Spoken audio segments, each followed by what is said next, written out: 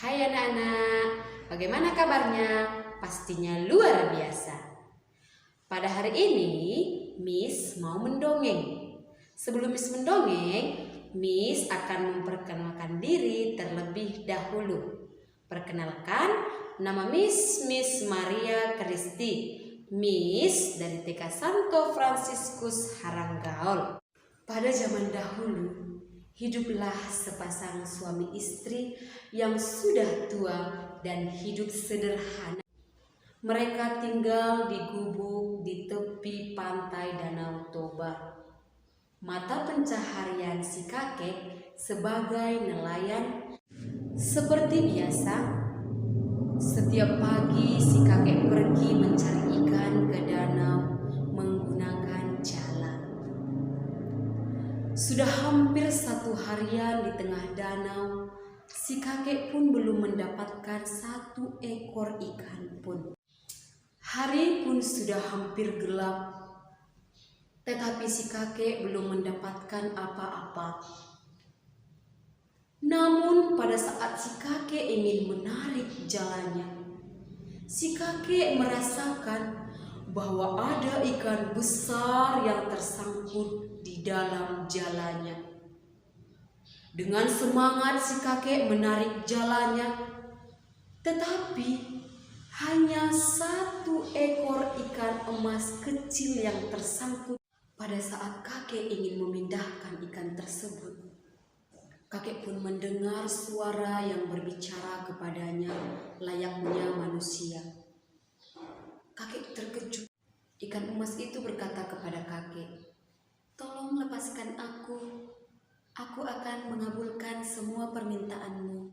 Si kakek langsung melepaskan ikan emas itu sehingga ia pulang dengan tangan kosong.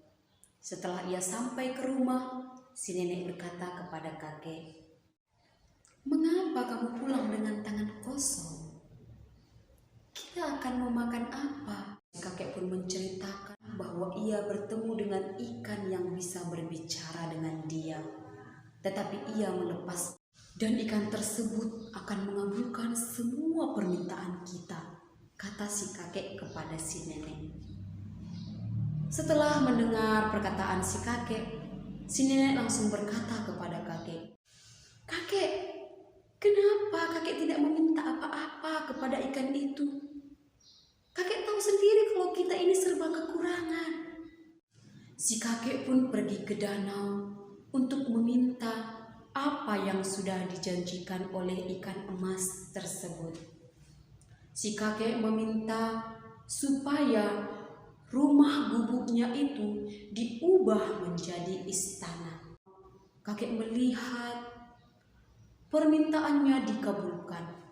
Tetapi si nenek tidak merasa puas atas apa yang sudah ia dapatkan. Sehingga ia menyuruh kembali si kakek pergi ke danau untuk meminta supaya si nenek dapat berkuasa atas desa tersebut. Si kakek pun pergi ke danau dan meminta apa yang sudah dikatakan si nenek. Tetapi pada saat itu, ikan emas itu tidak mendengarkan si kakek. Setelah si kakek pergi pulang ke rumah, si kakek mendapati rumah istana sudah menjadi gubuk kembali. Oke anak-anak, sampai di sini cerita Miss pada pagi hari ini. Apa pesan moral yang dapat kita ambil dari nelayan dan ikan emas? Kita tidak boleh serakah. Kita harus bersyukur atas rezeki yang telah Tuhan berikan kepada kita, sehingga apa yang kita dapatkan menjadi berkat yang luar biasa dan menjadi yang terbaik bagi diri kita.